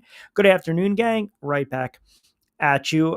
Sarge chiming right back in with the NBA Finals talk. Q, I heard you mention before in the 4 o'clock hour, the NHL Stanley Cup Finals had a lot more juice. I think it's because the players play with more pride than in the NBA. I can't, that's hard to kind of quantify or fathom. I really don't have an answer to that. I mean, I appreciate, again, the comment, but I just think, I felt last night, even though it was like anticlimactic, it was like one of these, oh yeah, we're about to win the finals. Here we go. It seemed like they were celebrating a regular season game in October, November, right?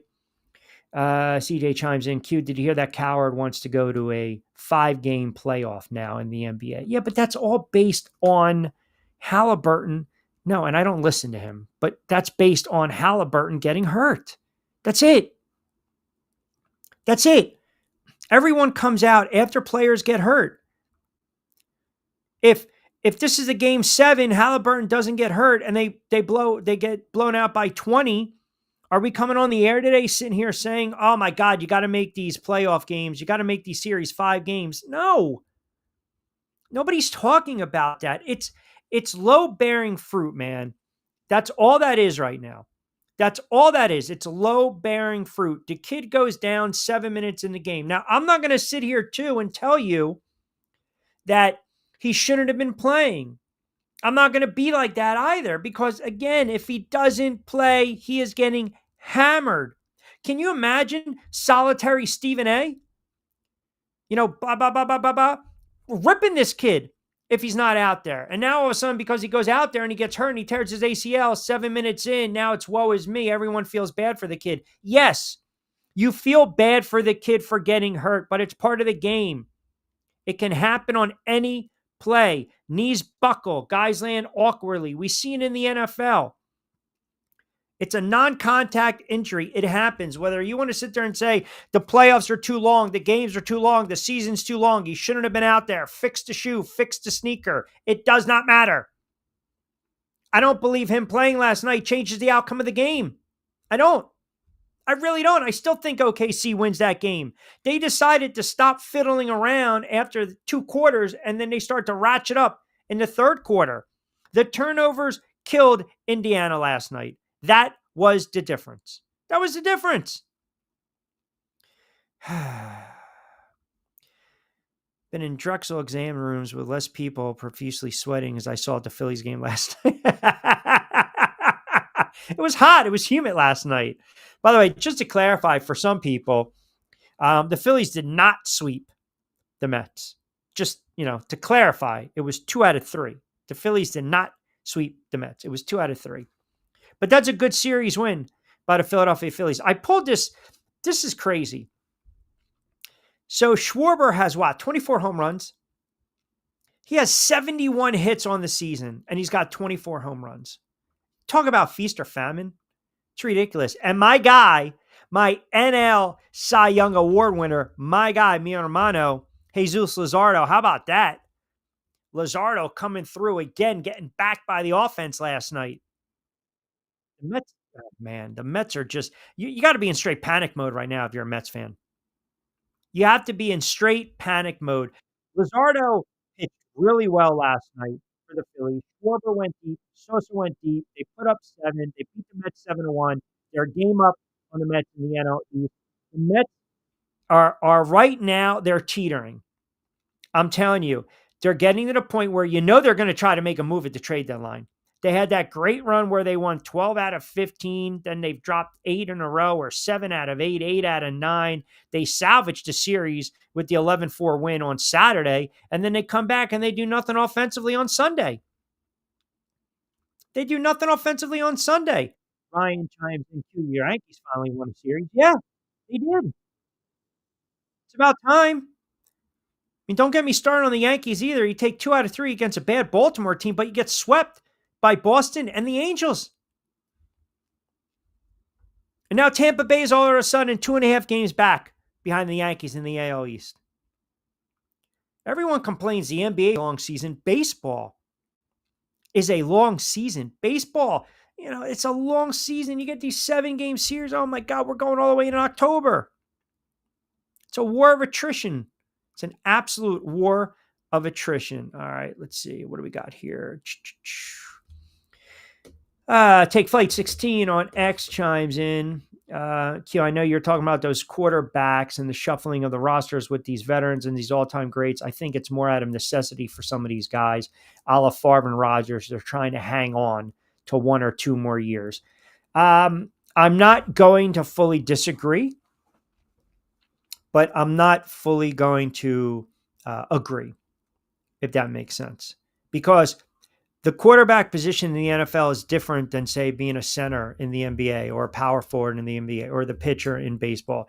The quarterback in the NFL, we're tagging all the wins with this guy, the wins and losses. That's how they're measured, right? Phase of the franchise, recognizable cat walking down the street. They touch the ball the most, right? They're under center. So it's a scrutinized position, is it not? So when I was talking about Durant, when I brought up some of those other quarterbacks, guys, aging quarterbacks get released. They get cut. And if they feel they have a season or 2 left in them, what are they going to do? They're going to sign with whichever team decides to take a shot with them. So the examples that I gave you kind of harkens back to players that we believe were going to play with one franchise their entire career. And it's just in baseball and the NBA and hockey, it's different than the NFL. It really is. It's just, I told you, people forget Wayne Gretzky, St. Louis Blues. This is not the guys that I mentioned. Eric Dickerson is a Hall of Fame running back, but you look at Eric Dickerson, you still equate him as a Ram. You don't look at Eric Dickerson as an Indianapolis Colt or as an Atlanta Falcon. Emmitt Smith, all those years with the Dallas Cowboys, he's a Dallas Cowboy. He's a Cowboy. Yeah, cup of coffee with the Cardinals. The quarterback is different. Some of these guys, when the team believes they can no longer do it, they latch on for a couple more seasons, and hence they bounce around. Rodgers going to the Jets. Rodgers going to Pittsburgh. Favre going to the Jets. Favre going to Minnesota.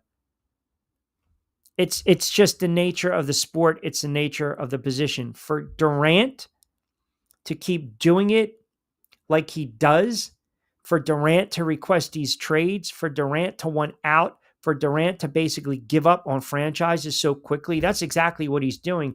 That tarnishes his legacy. It does. Because NBA, you don't want to eat these salaries. If Kevin Durant's playing football and the guy gets released or cut and he latches on, that's a different animal.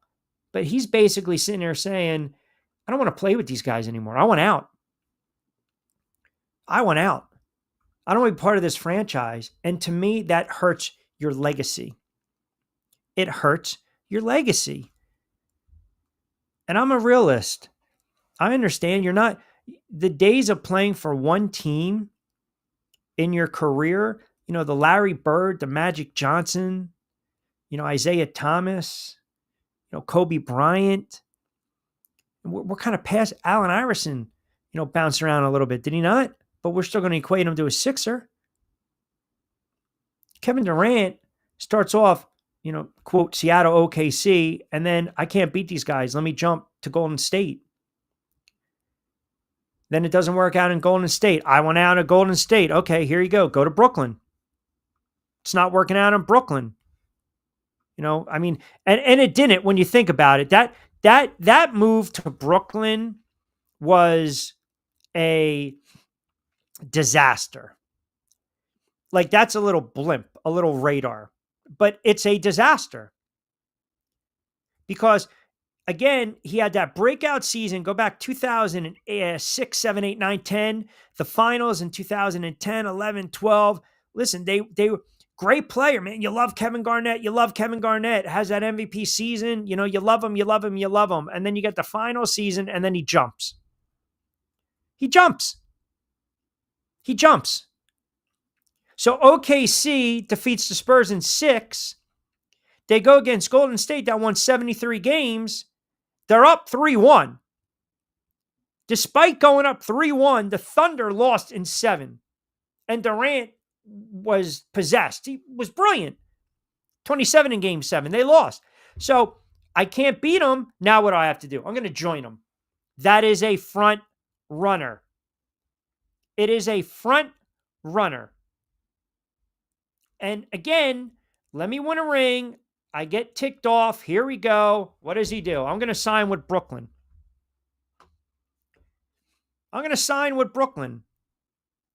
And he turns around, he signs with Brooklyn. And how did that work out? It didn't. It was a disaster. This guy signs a 4-year, $198 million extension with the Nets. And it just disastrous. I want to get traded. Okay, here we go. 2022. I request a trade because it's not going my way. Here we go. And that's who he is. Boston had that great defense. They swept him. They humbled him. It was the first time he got swept in his 14-year career at the time. And then what does he do? He wants to take his ball and go home. He wants to take his ball and go play in another sandlot. That's a front runner. So he wants out. So he gets out again. Now he wants out one more time. I mean, it's like, enough is enough. Eventually, you got to turn around and sit there and say, maybe it's you. It's like the whole Harden thing, right? Or Embiid, we're going to get you X, Y, and Z. Now, Embiid's played his entire career with the Sixers, but it's all about placating the player. Stop doing it. Bring in Simmons, doesn't work out. Bring in Harden, doesn't work out. Bring in George and Maxey, doesn't work out. Like, after a while, enough is enough, man. And it hurts their legacy. You look at them differently. I don't think the season in any sport is too long Love October crossroads, but I do wish another sport went parallel with baseball from July through August. I think the baseball is a long season, right? And I'm a purist. Give me my 27 outs. I don't need to speed up the game. I want October baseball. But the NFL now, because we go into that 16, now that 17 week, then it was always the Super Bowl was in January. Now we're going to stretch the season to maybe 18 games. Super Bowl is going to be mid what? February? Then you're going to turn around. You got March and then the draft in April. Hockey, I don't have a problem with. And the NBA, I don't. I'm just this is the thought that I've heard on this Monday. Because a player goes down, all of a sudden we need to reinvent the wheel. We need to change the game. We need to change the scheduling. And I agree with you. It's just unfortunate. That's all. Katie moved to Brooklyn, also set that franchise back too. Nets might have been better off staying with the core: Russell, Allen, LeVert, and Atkinson. Yeah. They got, because they saw right away, they saw that this is a move they felt could take to put them over the hump. See, it's like the Aaron Rodgers to the Jets, right? Or Aaron Rodgers again to the Steelers. D chimes in, absolutely. This junction, he's a free agent, blank, blank, blank. That's Damon and AC chiming in. Talking about Durant. Absolutely. The Nets felt, here's a move that we can beat Big Brother. They made that move. Kevin Durant spurred the Knicks. So they made that move to spite the Knicks. And it blew up in their face. It blew up in their face. It really did. And the fact that they just got dominated by Boston and just got swept. And you heard the rumblings after. There was issues in that locker room during that playoff series. So right after that playoff series, you're talking a week or two after that series ended, this guy turns around, he's requesting a trade. And then again, he's setting it up. At the time, Miami or Phoenix. And the favorites, at the betting odds, the favorites were Toronto and Boston because they were also interested. And then he rescinded. Remember too, he rescinded that trade request, right? He rescinded that trade request. And then obviously what happens? He's eventually traded in 2023. He was traded with TJ Warren to Phoenix. And I think it was Mikal Bridges, Crowder, 3 or 4 unprotected first round picks. I know there was another player in there, but think about the haul right now for Durant. I mean, it's all about acquiring the assets, but he is a front runner, definitely a front runner. Ball 316, regular season baseball shouldn't be played against the NFL in September. That's a fall classic. Got to have that. You got to have that. You're not, football is okay. They don't have a problem going up against the World Series or baseball. Trust me, they don't. They don't. Yeah, Cam Johnson. Yes, good stuff, Jovan, my man. Pots and pans. Johnny on the spot there, Cam Johnson. The NFL doesn't have a problem with October baseball. That's why we call it the fall classic. Oh, no, just regular season. Oh,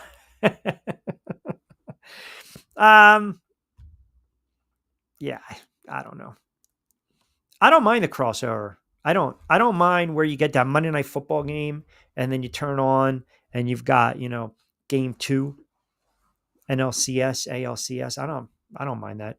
I remember years ago when the Mets were in the world. I mean, this is very, very, the Giants are playing Washington on Monday Night Football and the Mets are in game 6 and they were doing updates during the game as well. I think baseball, October baseball, fall classic, perfect start of the NFL.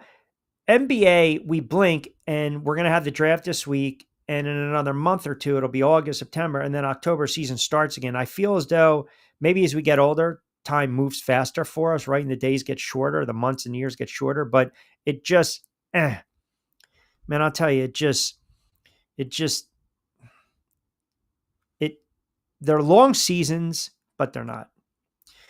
Phillies fans remember that. Phillies, a Winston Justice. So you're talking about that was the Sunday night game. O.C. Manure went off. That was Sunday Night Football against the Giants.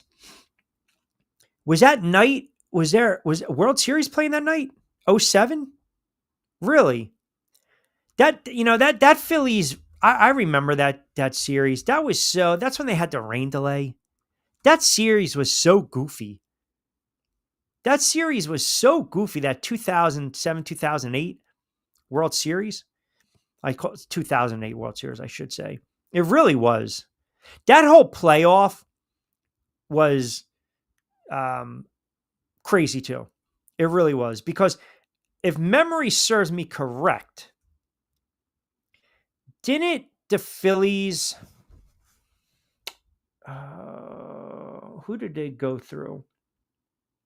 I think it was Milwaukee. Didn't they rattle CC Sabathia? Because they beat the Dodgers in 5 games. That was the Stairs home run. I remember that.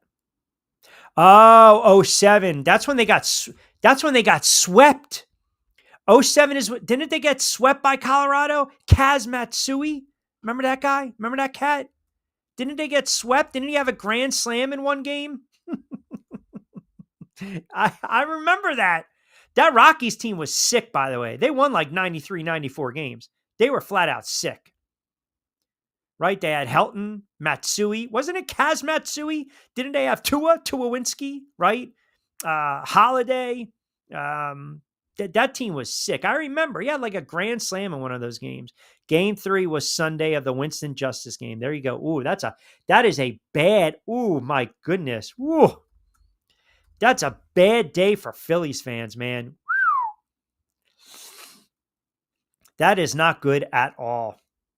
And by the way, that game, that Giant Eagles game, that was low scoring. That was a 16-3 game. That was an ugly. I mean, I love the game. Giants not only won on the money line, obviously, Eagles were 2.5 point favorite in that game. But that was an ugly, ugly game, man. McNabb got sacked 12 times in that game.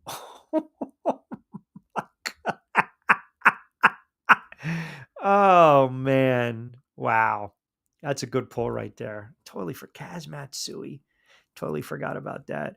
5:47. Quick timeout. We'll close it up on the other side. We got the Q-Fecta. And yes, I will throw in a WNBA play because we've been on fire when it comes to the WNBA. Quick timeout. We'll take you up to 6. Hi, I'm Bruce Pascoe. I'm very fortunate. Years ago, I found something that I genuinely like to do, and it's something that helps other people. What I do is help people transition from traditional health insurance into Medicare. I've been doing it here in Atlantic County for more than 20 years.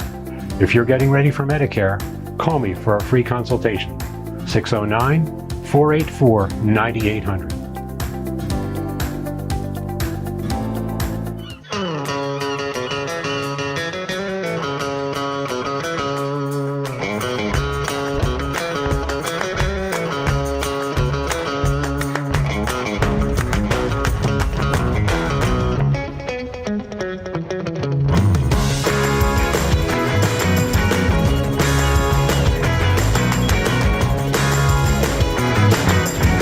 This is what the Down Beach Seafood Fest is all about. It's about community, it's about friends, it's about culture, right? The food culture in Atlantic County is rich.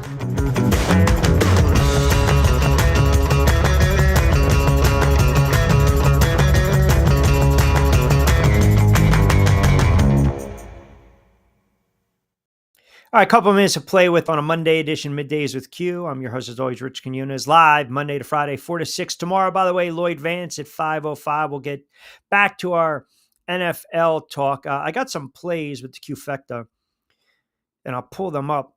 I think I have two MLB plays tonight, and we have one. What do we got here?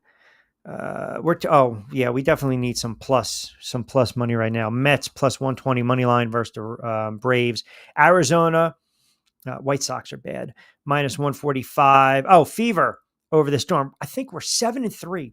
I'd have to check. Our last 10 WNBA 7-3. So a little bit of shekels, a little bit of coin in the pocket. So that's your play. We tweet them out as always. Don't forget, you can also, if you missed a show, we are automatically on demand on Triax57.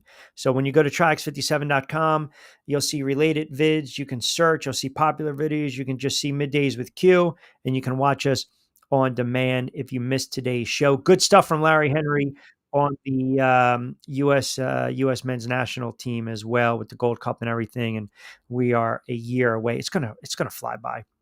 It's going to absolutely fly by. JT chiming in on the message board as well. Q, I typically don't agree with you, but I think you're spot on with Durant. You're talking about 2 or 3 times you're wearing a different uniform and you're winning. You win a championship. That's one thing. But when you start to get into that 4, 5, 6 kind of different animal, that's when your legacy takes a hit. He's an all-time great player, but I'm not sticking him in the top 10. I don't even know if I'm going to stick him in the top 15. He's a future Hall of Famer, but enough bouncing around. That's what players do. It's just what players do. That's what makes, again, the NFL is not a players' league. It's an owners' league. The NBA is a players' league. The league is run by the players. If the players are disgruntled, either the player can go or the coach gets fired. The NFL doesn't work like that. It doesn't. It just doesn't. You got a franchise quarterback and you're signing him to $250, $300 million. You're damnedest to try to make it work. You are. You're not going to try to get rid of the guy. You're going to try to make it work. And sometimes it doesn't work. And then you decide, I got to cut ties. Or you turn on your draft quarterback after you already paid a guy, a la Atlanta. Deshaun Watson, guaranteed money, guaranteed pennies and dollars. That's just a bad contract. They're albatross. You would love to try to move them and get rid of them. But point is, what we started the show was with this. OKC goes out, they win the championship, 7 games against a very tough Indiana team. Eastern Conference is going to look different next year with the Tatum injury and the Halliburton injury, respectively, for Boston and Indiana. So Durant, sitting there in Phoenix, Western Conference, still going to stay in the Western Conference, jumps to a Houston team that is going to be better. But if they can't make a deep run, if they don't get to the NBA Finals, and if he can't win with Houston, what does that say? What does that say about Durant? Eventually, you have to look at some of these players, and they got to look at themselves. Maybe it's the players' problem. We can't keep saying, they're not building around the guy. It's a bad environment. It's bad coaching. It's a bad team. Look, if you're an all-time great, then you got to carry teams. There's a difference between being a journeyman like a Fitzpatrick or, a Josh McCown, right?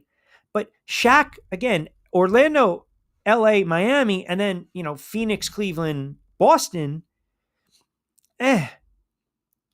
Look, Durant, how are you going to view Durant when he retires? How are you going to view him? All-time great. That was, just a nomad, traveling circus, a front runner, because that's what it is.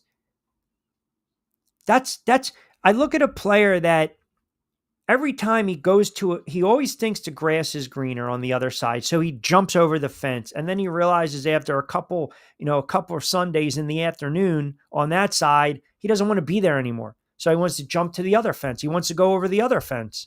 The grass looks green. But again, a couple Sundays, he's not happy. Now he wants to go. Like, you have to just stop. If you're going to sign these contracts, honor the contract. Try to make a run with the team that's taking a shot with you, taking a chance with you. And with this guy, and he's not the only one, by the way. He's not the only player that has done this. I mean, look, for as much as we sit there and we try to praise LeBron James is kind of in the same boat. LeBron James sat there and said, not 1, not 2, not 3. Now, how'd that work out? He went from Cleveland to Miami to Cleveland, now to Los Angeles.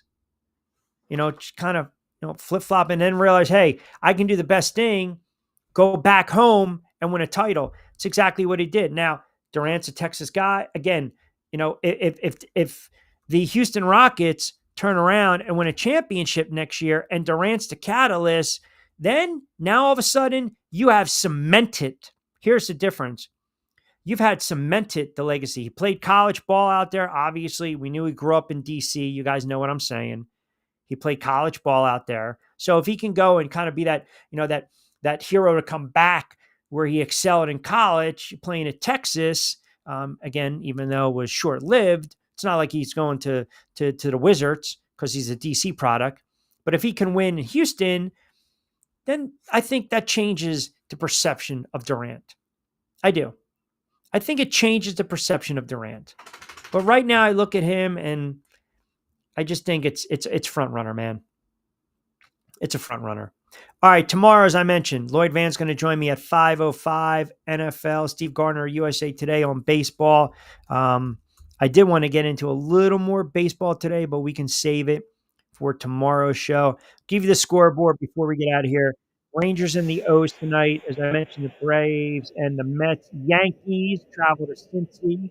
They'll take on the Reds, D-backs, and the White Sox, Pirates, and the Brewers, Mariners, and the Twins. You got the Cubbies and the Cardinals. Boston is taking on the Angels and the Mets. And the West Coast is the WNBA. I would say a late night in the WNBA, very light. You got 4 games on the docket. I already gave you one in the play. So we'll kind of carry over with the NBA conversation because the draft is right around the corner. I have no idea what the Sixers are going to do. We'll see if we can squeeze on Jonathan Marshall tomorrow or Wednesday. It'll be interesting, the NBA draft. It will, because we know that Flag is going to be a big-time player, right? I'm seeing names, again, Ace Bailey dropping, Trey Johnson moving up. We'll see. We'll see. You got, the Suns too. The Suns now, they got to replace Durant. The Raptors are talking about maybe trading the 9th overall pick. So there's a lot going on with the NBA draft. You got the carryover of the finals. You got baseball. And then we got to start going heavy.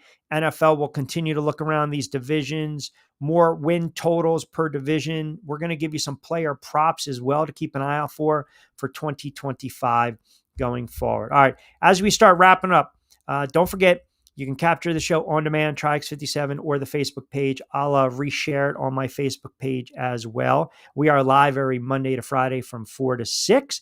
You can always get social with us. Follow along Triax57 on Facebook, IG, and X. Log on to Triax57.com. You can follow myself on IG and X at Rich Q on Q, TikTok, Rich Q on the mic, my YouTube channel at Rich Quinones, and X as well. I got a couple other shows on my other YouTube channel that we will be distributing later on in the week. Some sports gambling pods as well. BYP, Back Your Play, will be back in the saddle in another week or two. So we'll have that exclusively on the YouTube channel, as well as SR 1029 FM The Game. By the way, Angel is going to join us on Mondays, I think next Monday. So our Lunas, Manolo, Mentiroso Man Up Monday might be a Martinez Monday. We don't know. But Lloyd Vance tomorrow, Jonathan Marshall later in the week, Steve Gardner, Costco on college football, and John Bueller as well from Fansided. Good stuff with the comments. Excellent job with the tweets as well. We got in some good stuff today, and appreciate a nice little extended segment from our good friend Larry Henry covering soccer for The Athletic. So you got the rundown on baseball tonight. You got the rundown on the WNBA. We'll start to dive into the NFL and also the NBA draft. We also have the MLB trade deadline, which is right around the corner. So we've got a couple of thoughts. Yankees, Phillies, Mets. I believe these teams are going to be very, very active. So we'll definitely break that down for you guys as well. Let me squeeze in one or two more comments. Matty G in Wilmington chiming in. Great show as always, Q. Always appreciate a little hoops talk. Can't wait for NFL talk later on in the week. Have a great Monday. Matty, appreciate that. Sarge, one more time before we get out of here. Q, your obsession with Durant is making me laugh out loud. Excellent show as always. Definitely a front runner. Have a good one, brother. Sarge, I appreciate that. All right. We will start To wrap it up, as I mentioned, good stuff from Larry Henry. Keep us locked in Triax57. Like them on Facebook, comment, and share. As always, have a good Sports Monday. I need you guys to be safe. I need you to be sound. We will be back in the saddle mañana on a Tuesday from 4 to 6. As always, I'm Rich Quinones. Be safe, be sound. Hasta luego, buen día.